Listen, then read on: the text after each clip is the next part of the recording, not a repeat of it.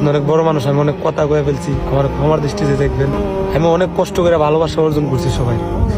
আমি চাই না এক নিমিষে আমার ভালোবাসাটা নষ্ট হয়ে যাক।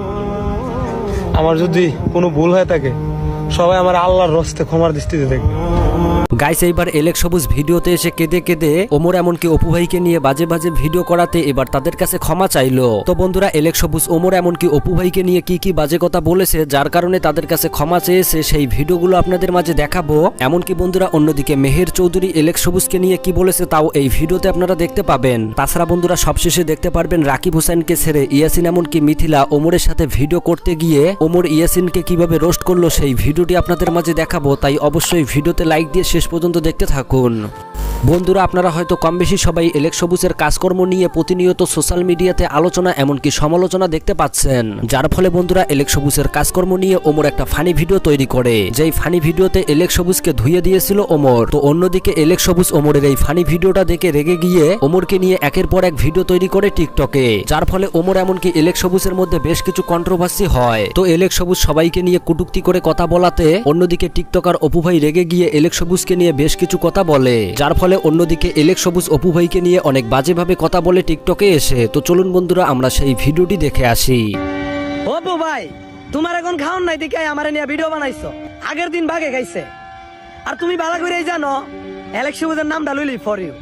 তুমি দেখলাম একটা ভিডিওতে বলতাছো আমি টিকটকে এসে মাপ চাইতে আরো অনেক রকম জ্ঞান দিতেছো। আরে ভাই, তোমার থেকে কি আমার জ্ঞান কোনো দিক দিয়ে কম আছে? তুমি 5 বছরে যা করছো তা আমি এলেক সবুজ আমি জানলা 1 বছরে কইরা দিয়েছি।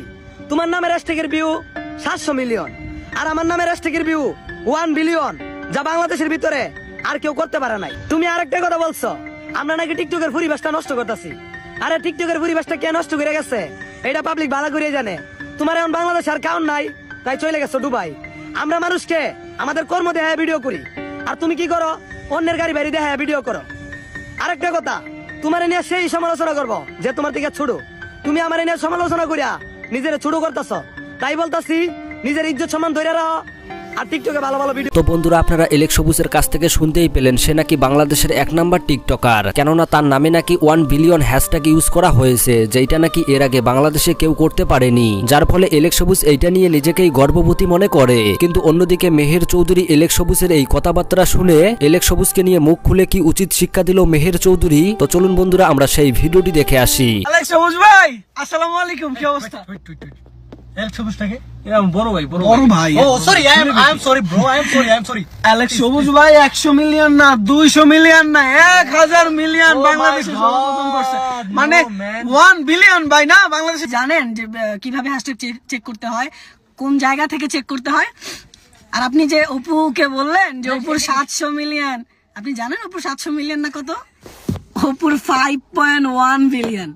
আর এই যে বাংলাদেশের প্রথম রেকর্ড, এটা 90 বছর আগে আমি ভেঙে রাখছি ভাইজান।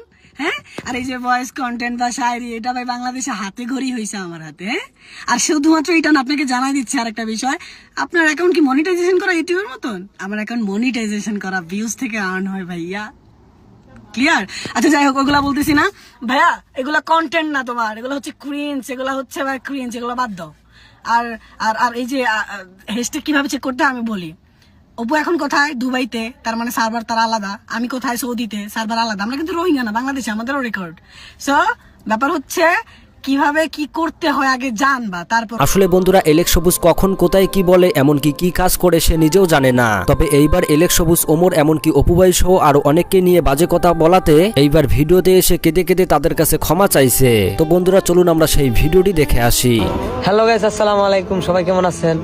আমি ভালো নাই, কারণ আপনারা তো দেখতে আছেন টিকটকে কি একটা অবস্থা।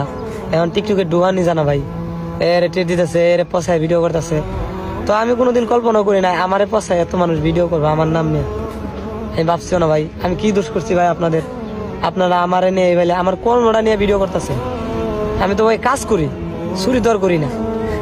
আমি একজন জেলে মানুষ, আপনারা আমার জাল্লা মাইল্লা কয়া এই ভিডিও করেন। আমি ভুলবশত কিছু ভিডিও রিপ্লাই দিয়ে দিছি। আমি আর এসব নিয়ে ভিডিও বানাইতেছি না, আমি আর বানাবো না এসব নিয়ে ভিডিও। গতকালকে অপু ভাইয়ের নিয়ে একটা ভিডিও বানাইছি, অপু ভাই আমার নিয়ে একটা ভিডিও বানাইছিল। তো অপু ভাই অনেক সিনিয়র, অপু ভাই অনেক বড় একজন মানুষ, তার নিয়ে বলে আমার ভিডিওটা বানানি ঠিক হয় নাই। অপু ভাই যখন আমাদের হাওড়া লাগে আসছিল, আমি ফ্রেন্ড হিসেবে তার সাথে সেলফি তুলছি। অপু ভাই হয়তো আমারে চিনতেও পারে। তো ভাই আপনার অনেক বড় মানুষ, আমি অনেক কথা কয়ে ফেলছি, আমার ক্ষমার দৃষ্টিতে দেখবেন। আর আপনারা আমার ক্ষমার দৃষ্টিতে দেখবেন। আমি অনেক কষ্ট করে ভালোবাসা অর্জন করছি সবাই। আমি চাই না এক নিমিষে আমার ভালোবাসাটা নষ্ট হয়ে যাক। আমার যদি কোনো ভুল হয়ে থাকে সবাই আমার আল্লাহর রস্তে ক্ষমার দৃষ্টিতে দেখবে। তো বন্ধুরা দেখতেই পেলেন এলেক সবুজ কেঁদে কেঁদে সবার কাছে ক্ষমা চেয়েছে। আর বন্ধুরা মানুষ মাত্রই যেহেতু ভুল, তাই আমাদের সবার উচিত তাকে ক্ষমা করে দেওয়া। আর বন্ধুরা আপনারা অনেকেই এলেক সবুজ মাছ ধরে বলে তাকে কটূক্তি করে কথা বলেন, এইটা কিন্তু মোটেও ঠিক না। পৃথিবীর কোনো কাজই কোনো দিক দিয়ে ছোট না। তো বন্ধুরা এলেক সবুজ ভিডিওতে এসে নিজ ইচ্ছায় ক্ষমা চাওয়ার বিষয়টি নিয়ে আপনাদের মতামত অবশ্যই কমেন্ট করে জানাবেন। তো বন্ধুরা এবার কথা বলা যাক ইয়াসিন মিথিলা কেন ওমরের সঙ্গে ভিডিও করছে। আসলে বন্ধুরা ইয়াসিন মিথিলা সহ আরো অনেকেই তারা বাইকে করে সাজে গিয়েছে ঘুরতে, আর সেখানে মূলত ইয়াসিন এমনকি মিথিলার পরিচয় হয়। আর বন্ধুরা আপনারা তো সবাই জানেন রাকিব হোসেনের টিমে রাকিব হোসেনের ভাগিনা ইয়াসিন এমনকি মিথিলা তাদের টিমে আর নাই, তারা স্বামী স্ত্রী একসাথে কাপল ব্লগ করছে। তো বন্ধুরা এইবার ইয়াসিন এমনকি মিথিলা তাদের ব্লগ ভিডিওতে ওমর ভাইকে নিয়ে ভিডিও করাতে ওমর তাদের ব্লগ ভিডিওতে তাদের উদ্দেশ্যে কি বললো, তো চলুন বন্ধুরা আমরা সেই ভিডিওটি দেখে আসি। তো গাইস ওমর ভাই অনেক ইচ্ছা মানে অনেক আশা নিয়ে আসছিল যে আলুটিলা গুহার মধ্যে, সেই গুহার মধ্যে ঢুকে ব্লগ করবে। কি ভাই পারলা না? ব্লক করার লেগে নিত, আমি গুহার দেখার খুব ইচ্ছা ছিল। আসলে ওই জায়গায় যাইলে জুতা খোলা লাগবে, আর আমি জুতা খুলতে পছন্দ করি না। না রে ভাই, আমরা আগেও বারও গেছি, আমি 2 বার ঢুকছি ওটার মধ্যে, কোনো জুতা খোলা লাগে না। না ওই জায়গায় জুতা ছাড়া হাঁটতে পারে, যাতে পায়ে সমস্যা, প্রতিবন্ধী। আরে ভাই ওই জায়গায় জুতা ছাড়া তারা হাঁটতে পারে। চলো আমি তোমার তুমি হাঁটতি না? কেন? রে তুমি ডাক্তার দেখাও, তোমার পায়ে সমস্যা। ভাই এভাবে আবার রোস্ট করো। তো বন্ধুরা আপনারা দেখতেই পেলেন ওমর ইয়াসিনকে কিভাবে রোস্ট করলো। তো যাই হোক বন্ধুরা এই ছিল আজকের এই নতুন আপডেটের ভিডিও। যদি ভিডিওটি ভালো লাগে তাহলে অবশ্যই ভিডিওটি সবার কাছে শেয়ার করবেন। আল্লাহ হাফেজ।